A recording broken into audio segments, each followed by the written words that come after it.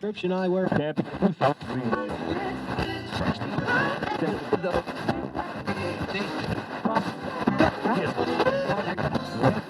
Prescription eyewear.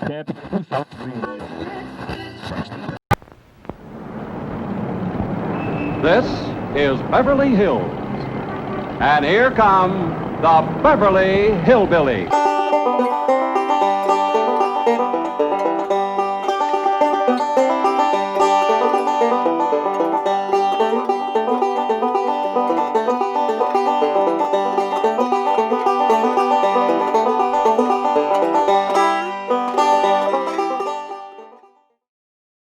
Instead of California where the sun so warmly shines, tonight we find the Clampetts in their cabin in the pines. The weather is so cold, hot coffee freezes in the cup, and when the chickens lay their eggs, they lay 'em standing up.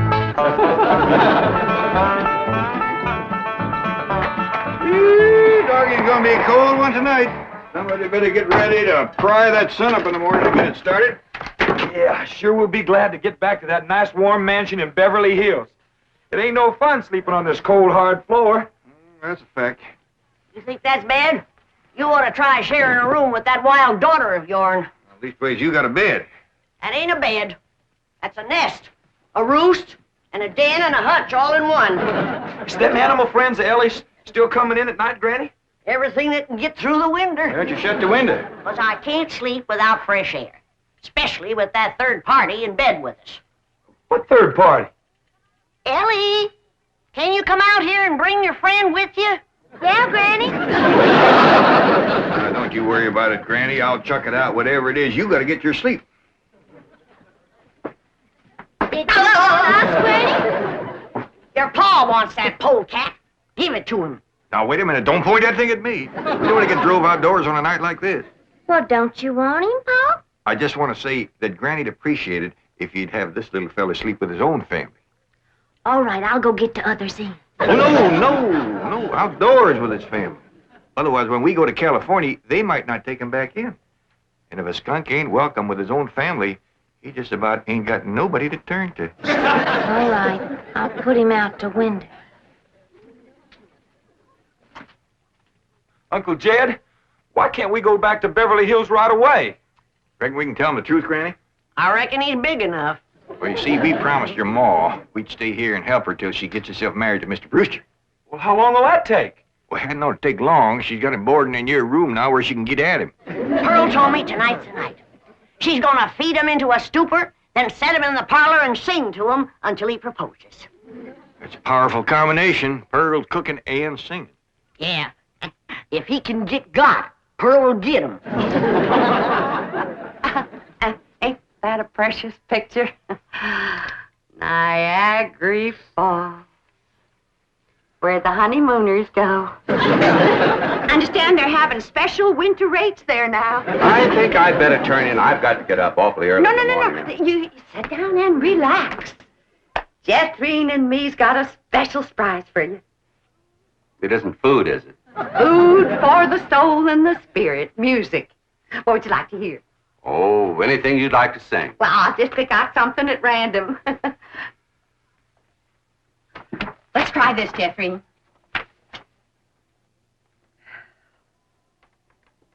Oh, promise me that someday you and I will take our love together to some sky where we can be alone and faith renew.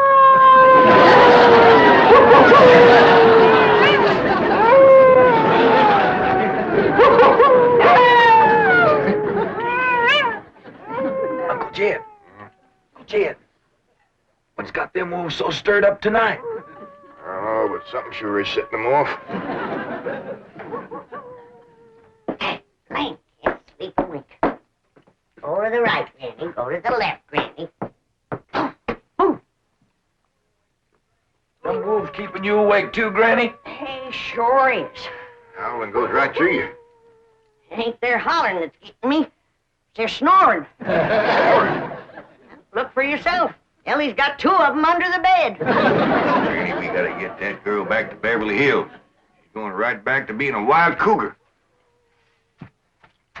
What y'all all doing out here? Trying to keep warm.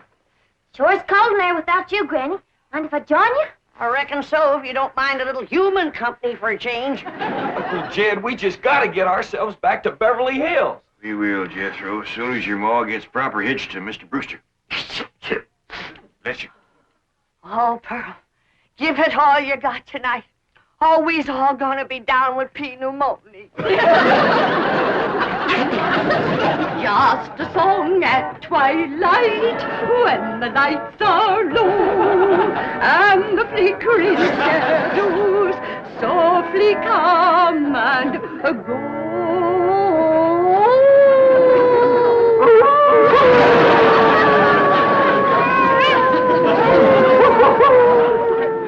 Home joys divine, home joys so pure, love ever faithful and love ever sure. Ah, that was a wonderful concert. You both are unusually talented. Thank you. Yes, indeed. That means a lot coming from you. Naturally, folks around here brag on us. In fact, they think we ought to go on a concert tour. Oh, really? Oh, yes. My neighbors, he's always after me to sing out of town. Well, I can understand that. Mr. Brewster, do you really like music and singing? Well, I used to. I mean, I used to sing a lot myself in college musicals, amateur theatricals. Was you on the stage, Mr. Brewster? Oh, yes. After college, I did quite a bit of little theater work, summer stock.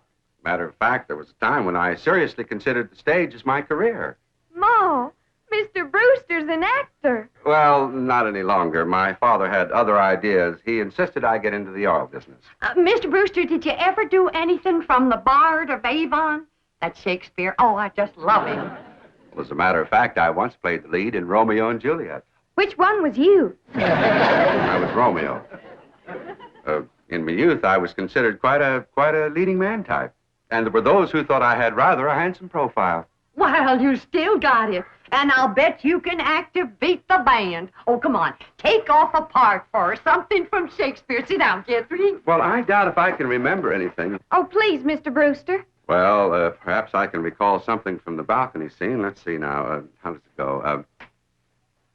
But soft, what light through yonder window breaks? It is the east, and Juliet is the sun.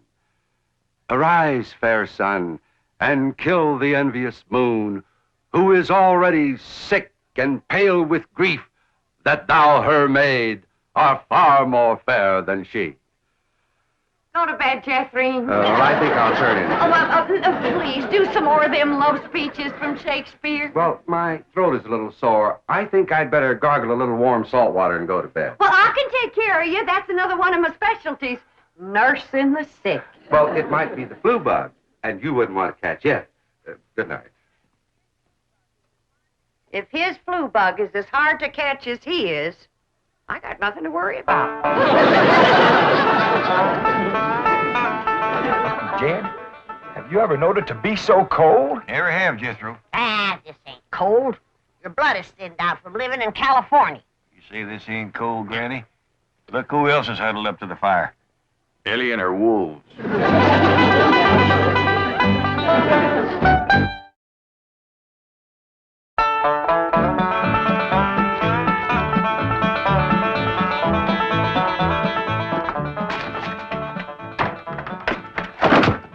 Still cold this morning, Granny.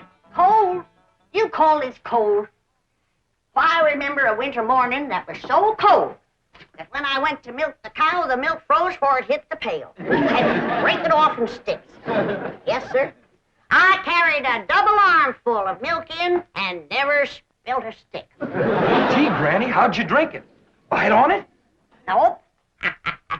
But you did. You're in a right good mood this morning. Jed, I got a feeling in my bones that Pearl got him last night. How? I seen Mr. Brewster's car coming down the road, and Aunt Pearl's with him. I told him, my bones is never wrong.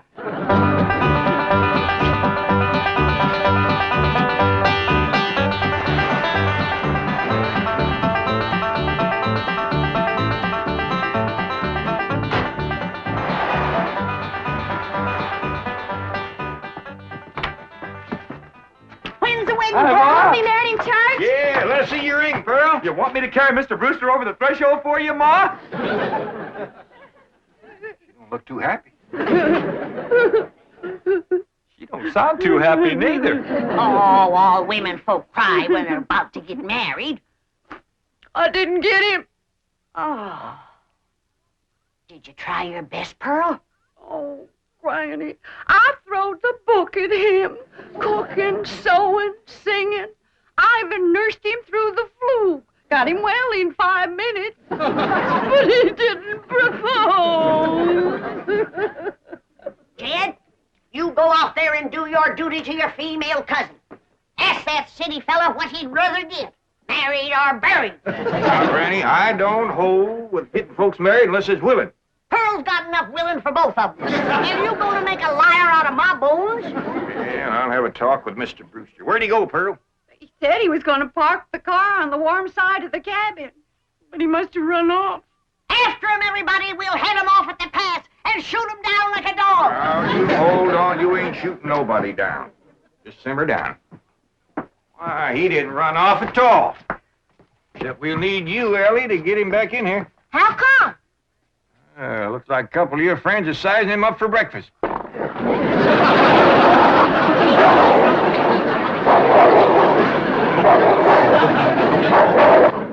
Well, in all sincerity, Mr. Clampett, your cousin Pearl is a very remarkable woman. It's just that, well, I don't want to get married. Oh, I understand that, Mr. Brewster, and I thank you for speaking the truth like a man, but my cousin Pearl has got herself a problem. Oh, what's that? Well, ain't no secrets in the hills. Everybody's dog knows that you've been boarding with her over at her place, and they all know she's had her cap set for you. Oh, I ain't blaming you, Mr. Brewster. Jed? Did he say yes? Can we come out now? Well, not yet a while, Granny. Well, if you're too chicken to shoot him, Ellie's got her wolves standing by. Mr. Brewster, in order to save my cousin Pearl from shame, I'm going to ask you to do me a big favor. Anything I can do. I want you to propose to her in front of somebody. But, And let her turn you down, of course. oh, I see. Of course, yes, that'll save face. Pearl will know that she's supposed to turn me down. Oh, sure, we'll have an understanding with Pearl. Now, the one I think you ought to propose in front of is Elverna Bradshaw. You know, Mr. Clampett, this idea of yours is quite inspired. Oh, just a notion. You see, Elverna is the biggest gossip in the hills. No, really, it's brilliant. It combines drama, pathos, suspense. It has a happy ending. Great third-act curtain.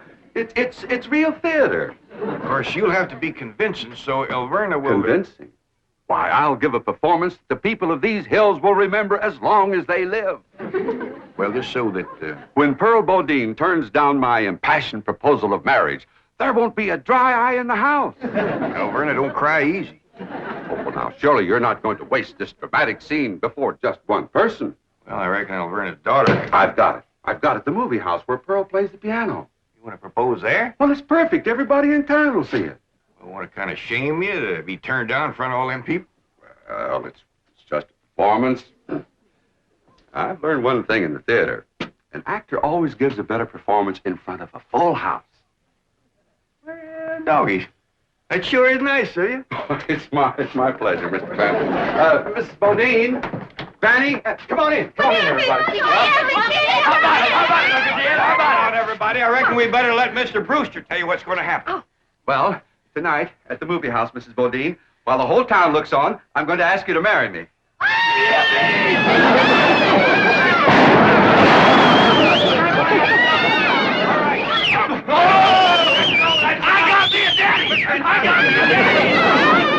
This called for a whopping big snort. Now, will y'all quieten down, everybody, until you hear the rest of the story. Now, Pearl, when Mr. Brewster asks you to marry him, you're going to say no. Not unless I'm as drunk as you are.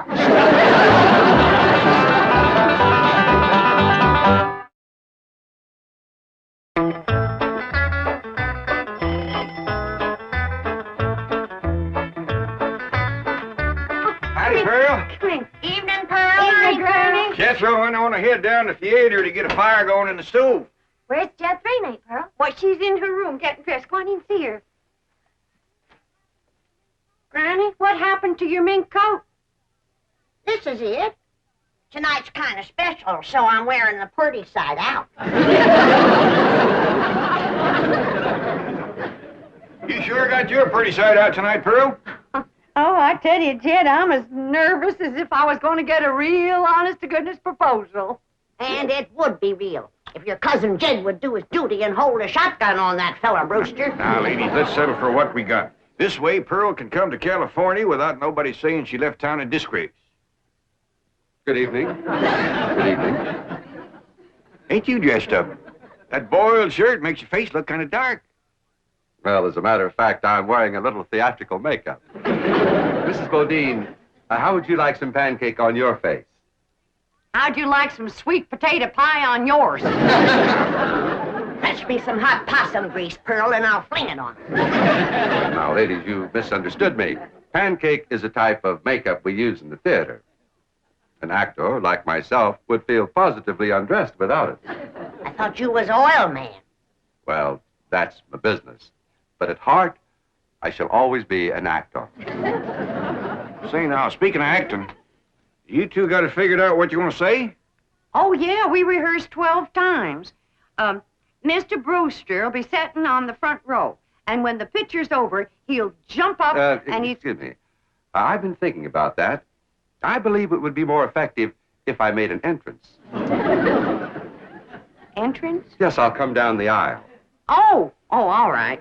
And then Mr. Brewster's going to say, Mrs. Bodine, don't go to California with your cousin Jed. Stay here and be my wife. I've been thinking about that, too.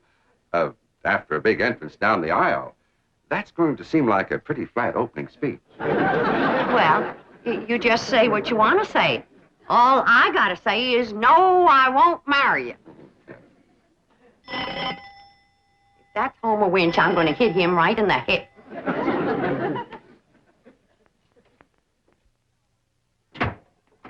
Evening, Pearl. Brenda Bradshaw, what are you doing here? Well, you and me being such close friends, I just thought I'd offer to play Piany for you at the theater tonight. Why? Surely you're not going to show up and have folks whispering behind your back all during the picture. What in the world would they be whispering about? Pearl, I'm your best friend. You don't have to pretend with me. The whole town knows how you've been flinging yourself with that boarder of yours. For your information, Alberta Bradshaw, Mr. Brewster proposed to me 12 times today, and 12 times I turned him down. Is that why he give you this here mink coat? 'Cause you turned him down? This here mink coat was given to me by my niece, Ellen May Clampett.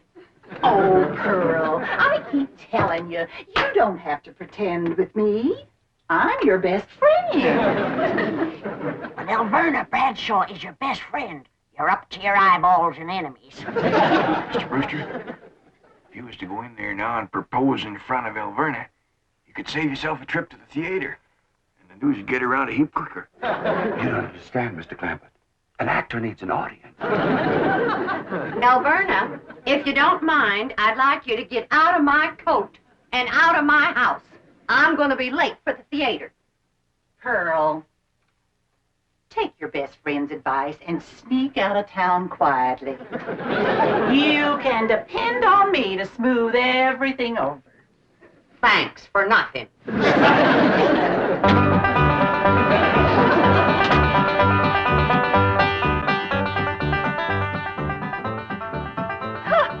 Farewell performance is right. I reckon she'll sneak out of town in a hurry if she ain't already snuck. Mind you, Pearl's my best friend, and I ain't one to talk, but...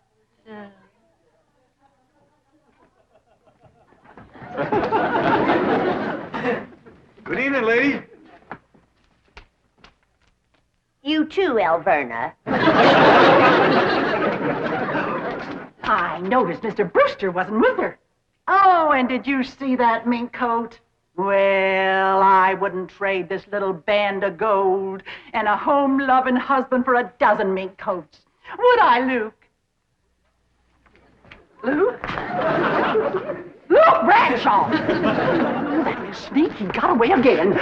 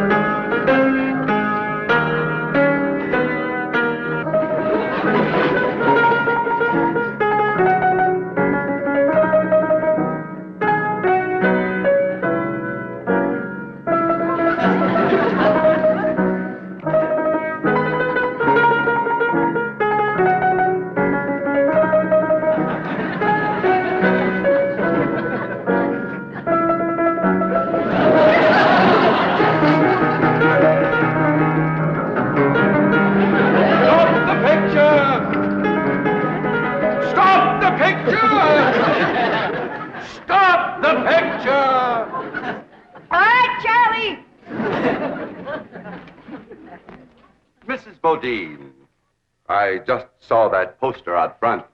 Farewell performance. Does that mean you are leaving? Oh, yes, Mr. Brewster. I'm going to California with my cousin Jed and his family. Oh, no, please. Please, I beg you. I implore you. I beseech you. Don't go. Stay here and be my wife. No, thank you, Mr. Brewster.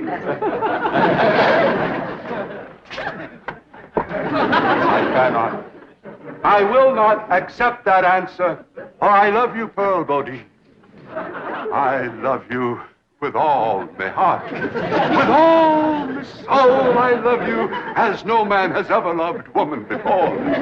He's better than Francis X. Bushman. Be mine. Pearl, be mine.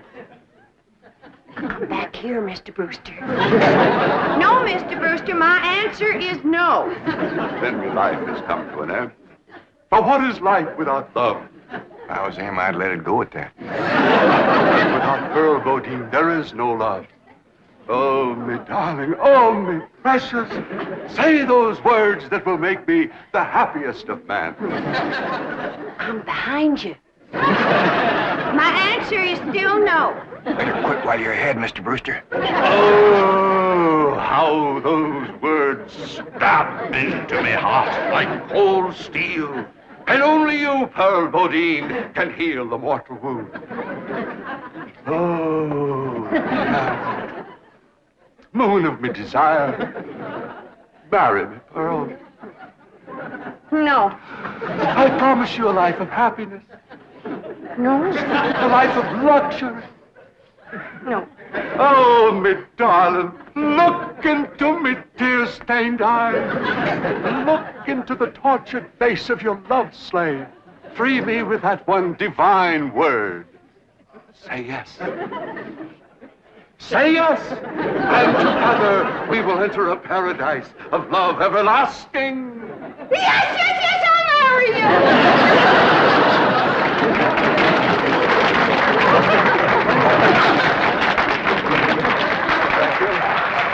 Thank you very much. Did you say yes? Yes! Go ahead and said yes. I was ready myself.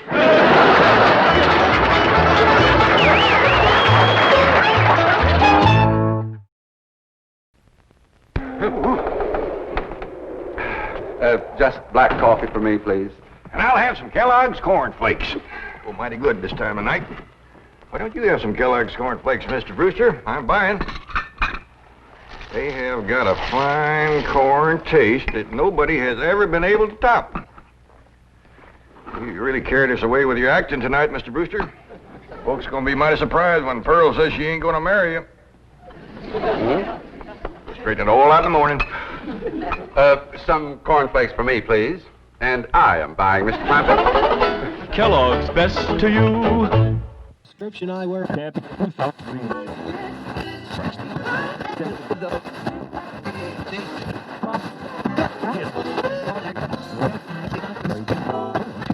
Concern.